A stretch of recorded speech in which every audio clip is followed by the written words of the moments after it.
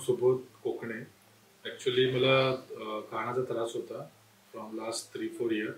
Actually आता ते perforated एअरड्रम सांगितलं होतं. मी ॲक्च्युली कन्सल्ट केलं तर जे खारघरला राजेंद्र वाघेरे डॉक्टर आहेत त्यांच्याकडे कन्सल्टिंग चालू होती माझी. तर त्यांनी बोललं की आपण बघूया थोडा टाइम हेल झालं तर ठीक आहे. तर सर्जरीसाठी त्यांना रिकमेंड केलेलं आणि ते इकडंच मेडिकल हॉस्पिटललाच त्यांचं ओपीडी आणि तिकडंच येतं. त्यांनी मला रिकमेंड केलं की इकडं सर्जरी करण्यासाठी.